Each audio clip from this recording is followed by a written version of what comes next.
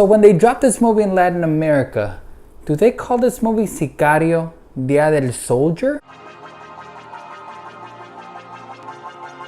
Sicario, Dia del Soldado is directed by Stefano Solina. It stars Josh Brolin, Benicio del Toro, Catherine Keener, and Isabella Moner. We're back at it with the brawl at the Mexican border between drug lords, and this time they set Alejandro loose to take down the drug lord that's responsible for killing his family. In the meanwhile, using this moment to create a war between drug cartels. But a young girl is in the way and she becomes a pawn in this drug war plan, and Alejandro decides to risk his life and risk everything to make sure she doesn't become a victim in this just deadly war. Let me tell you something, I love the first movie. The first Sicario is almost the perfect political thriller. It's got tension, it's got beauty, it's got artistry, it doesn't glorify the violence. There's a very mysterious aura around Benicio del Toro's Alejandro. He literally steals the movie from Emily Blunt as the lead.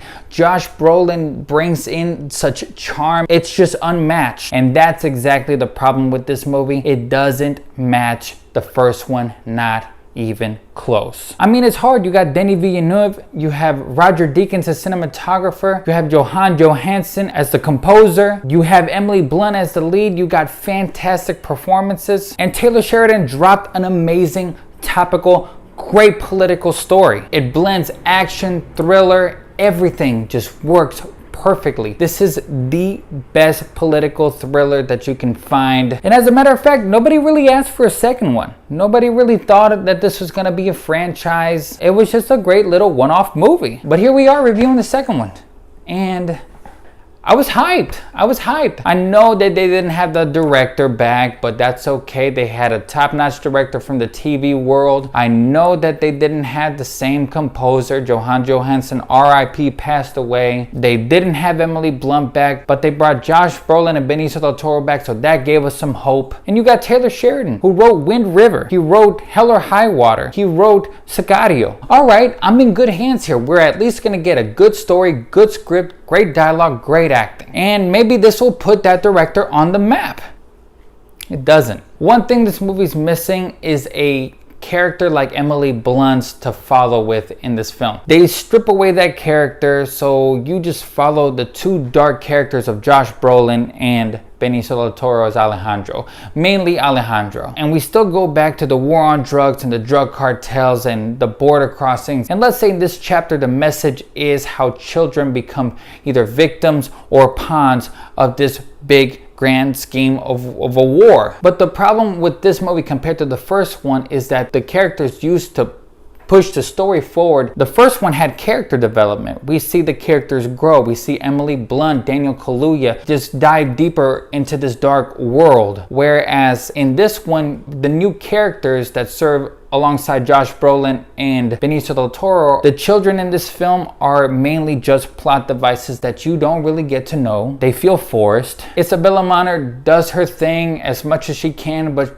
it's a nothing character. And all that being said already makes the movie feel hollow. Now the two leads, Josh Brolin and Benicio del Toro, are fantastic. I mean, these are their characters. They know what they're doing. Josh Brolin can do this in his sleep, and Benicio can show how great he can be just doing the smallest little things. But unfortunately, that's not enough. Because for one, the pacing of this movie drags. The thrills aren't as striking as the first one. And the worst thing of it all is that it feels like there's a continuing chapter, like we need a sequel for this movie to work. But the first one never needed that. The first one was perfectly fine just by itself. So altogether, you feel like this movie's just incomplete. Now this movie takes things into very dark places, but the motivations behind it, since we don't have an Emily Blunt character, is just to show the audience what they're expecting out of this movie. Brutal violence.